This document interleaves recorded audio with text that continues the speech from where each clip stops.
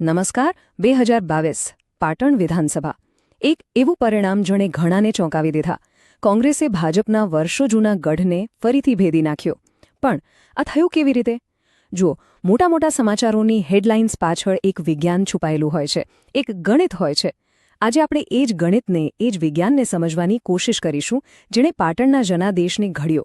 તો ચાલો ઊંડા ઉતરીએ પાટણની આ રાજકીય કહાણીમાં. આખા વિશ્લેષણ દરમિયાન આપણે આ 6 મુદ્દા ઉપર વાત કરીશું. પહેલાં જમીનની હકીકત સમજીશું, પછી આંકડાઓ જોઈશું અને છેલ્લે એ રણનીતિને ઉકેલીશું જેણે આ પરિણામ શક્ય બનાવ્યું. તો આપણી ચર્ચાનું કેન્દ્ર છે ગુજરાતનો પાટણ મત વિસ્તાર. આ માત્ર કોઈ ચૂંટણી ક્ષેત્ર નથી. સમજો કે આ એક જીવંત પ્રયોગશાળા છે, જ્યાં સ્થાનિક મુદ્દા, લોકોનો મિજાજ અને સામાજિક સમીકરણો ભેગા મળીને રાજકીય પરિણામોને આકાર આપે છે.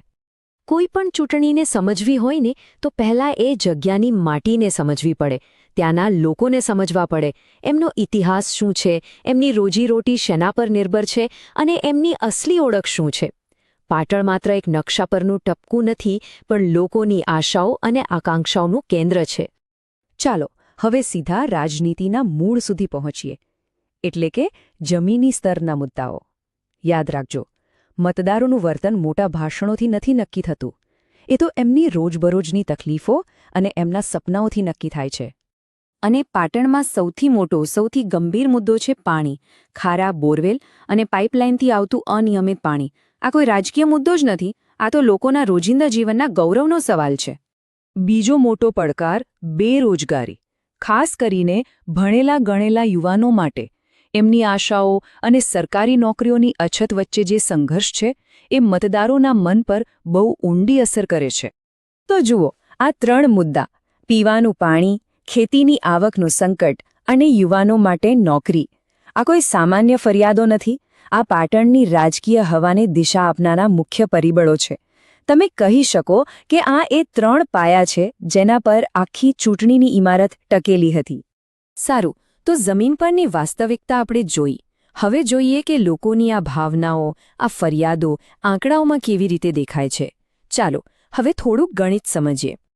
2022ના પરિણામો એકદમ સ્પષ્ટ છે. ભારતીય રાષ્ટ્રીય કોંગ્રેસના ઉમેદવાર કિરીટકુમાર પટેલ લગભગ 50% મત લઈને જીત્યા. આ કોઈ કાંટાની ટક્કર નહોતી, આ એક સ્પષ્ટ જનાદેશ હતો. અને આ છે જીતનો નક્કર આંકડો, 17,177 મત. ટકાવારી ક્યારેક ગૂંચવી શકે છે, પણ આ આંકડો જીતનું સાચું ચિત્ર બતાવે છે. અહીં જે ખરેખર સમજવા જેવી વાત છે એ છે મતદાનની ટકાવારી, 67%થી પણ વધુ. આ શું બતાવે છે? એ બતાવે છે કે પાટણના લોકો રાજકીય રીતે કેટલા જાગૃત છે. તેઓ પોતાના પ્રતિનિધિઓ પાસેથી જવાબ માંગે છે. આ આંકડાઓ માત્ર નંબરો નથી, એ લોકોના અવાજનું પ્રતિબિંબ છે. અને આપણા બંધારણમાં દરેક નાગરિકને ગૌરવ સાથે પોતાનો અવાજ રજૂ કરવાનો અધિકાર છે. જો આપણે પાછળ ફરીને જોઈએ તો જે બેઠક 1995થી ભાજપનો મજબૂત ગઢ ગણાતી હતી, એ 2017માં કોંગ્રેસ પાસે ગઈ અને 2022માં પણ કોંગ્રેસે એ જાળવી રાખી.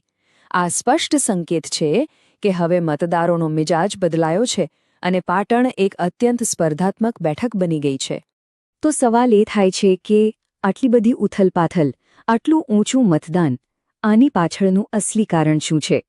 જવાબ કદાચ આખી સિસ્ટમને, આખી વ્યવસ્થાને ઊંડાણથી સમજવામાં છુપાયેલો છે. જો રાજનીતિ માત્ર લાગણીઓનો ખેલ નથી હોતો, એ એક વિજ્ઞાન છે, એક પદ્ધતિ છે. ચાલો હવે એ રણનીતિને સમજીએ જેણે આ જીતનો પાયો નાખ્યો. આના માટે આપણે SWOT વિશ્લેષણનો ઉપયોગ કરીશું. આ ટેબલ આખી લડાઈનો સારાંશ આપી દે છે.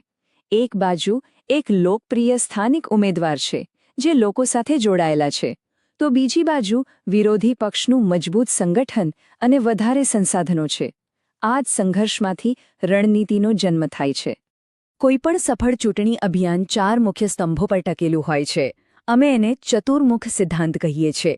આ 4 પાસાઓ છે: ચૂંટણીનું ગણિત, સંગઠનની તાકાત, લોકોના દિલ સુધી પહોંચતી કહાની અને સંસાધનોનો સ્માર્ટ ઉપયોગ. ચાલો એક પછી એક આ ચારેયને સમજીએ. પહેલો ચહેરો છે શુદ્ધ વિજ્ઞાન, ચૂંટણીનું ગણિત. આમાં દરેક બૂથનો અભ્યાસ કરવો, પાટીદાર અને ઓબીસી જેવા સમાજોના સમીકરણો સમજવા, અને સ્થાનિક આગેવાનો સાથે જોડાણ બનાવવું, આ બધું જ આવી જાય છે. બીજો ચહેરો છે સંગઠન, એટલે કે જમીન પર કામ કરનારા લોકોની ફોજ.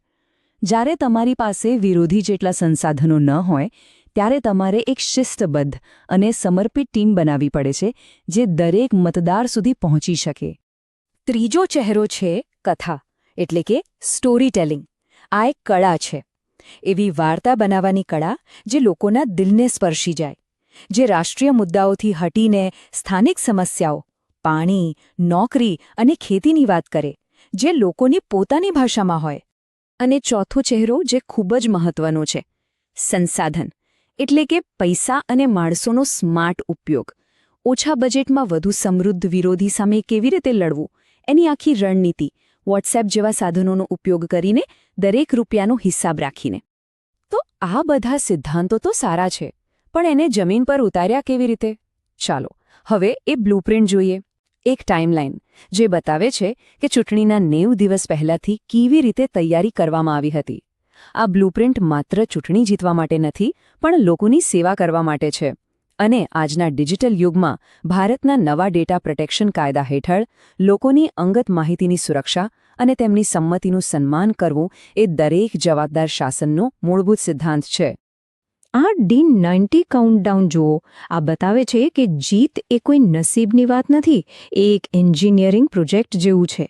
દરેક દિવસ, દરેક કલાકનું આયોજન, 90 દિવસ પહેલાંથી લઈને મતદાનના દિવસ સુધી દરેક પગલું પહેલેથી જ નક્કી હોય છે. તો અંતમાં આ આખા વિશ્લેષણનો સાર શું છે? પાટણના આ ઉદાહરણમાંથી આપણે શું શીખી શકીએ? ચાલો શાસનના ભવિષ્ય પર એક છેલ્લી નજર નાખીએ. આમાંથી સૌથી મોટો બોધપાઠ એ છે કે માત્ર ભાષણબાજીનો જમાનો હવે પૂરો થઈ રહ્યો છે. આધુનિક રાજનીતિમાં સફળ થવું હોય તો ડેટા આધારિત, સેવાલક્ષી અભિગમ અપનાવવો પડશે. એવો અભિગમ જે ફક્ત વચનો ના આપે, પણ કામ કરીને બતાવે અને લોકોનો વિશ્વાસ જીતે. આ જ સાચી લોકશાહી છે. જો તમે પણ જનકેન્દ્રિત નેતા બનવા માંગતા હો અને તમારા મત વિસ્તારનો વિકાસ કરવા માંગતા હો, તો blueprintstrategies.ai નો સંપર્ક કરો, mgr@blueprintstrategies.ai પર, અથવા કોલ કરો 08042041602. રાજનીતિથી પરે એક ઉદ્દેશ્ય.